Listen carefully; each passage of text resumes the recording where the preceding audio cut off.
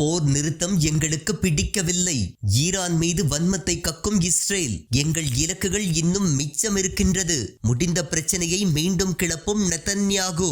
அமெரிக்க ஜனாதிபதி ட்ரம்ப் ஈரானுடன் 14 நாட்கள் போர் நிறுத்தத்தை அறிவித்திருப்பது இஸ்ரேலுக்கு பெரும் தலைவலியை ஏற்படுத்தியுள்ளது. அமெரிக்காவுடன் கைகோர்த்து ஈரானை நிலைகுலைய செய்ய நினைத்த இஸ்ரேல் இப்போது அரை மனதுடன் இந்த போர் நிறுத்தத்தை ஏற்றுக்கொண்டுள்ளது. இஸ்ரேலிய அதிகாரிகள் ஏன் கவலைப்படுகிறார்கள் என்பதை இஸ்ரேலிய உயர்மட்ட அரசு வட்டாரங்கள் வெளியிட்டுள்ள 3 அதிர்ச்சி தகவல்கள் மூலம் நாம் தெரிந்து கொள்ளலாம். ஆம், இஸ்ரேலிய ராணுவத்தின் கையில் இன்னும் ஒரு நீண்ட இலக்கு பட்டியல் மிச்சம் உள்ளது. ஈரானின் அணுசக்தி மையங்கள் மற்றும் IRGCயின் மிக முக்கியமான தளங்களை முற்றாக அழிக்கும் முன்பே ட்ரம்ப் போர் நிறுத்தத்தை அறிவித்தது இஸ்ரேலுக்கு அதிருப்தியை தந்துள்ளது. ட்ரம்ப் தான் எமது தலைவர் மற்றும் நெருங்கிய கூட்டாளி. அவர் எடுக்கும் முடிவை நாங்கள் மதிக்கின்றோம் என்று பிரதமர் நெதன்யாகு பொதுவெளியில் சொன்னாலும் ஈரானுக்கு கிடைத்துள்ள இந்த 2 வார அவகாசம் அவர்கள் மீண்டும் பலம் பெறுவதற்கு வழிவகுக்கும் என்று இஸ்ரேல் அஞ்சுகின்றது.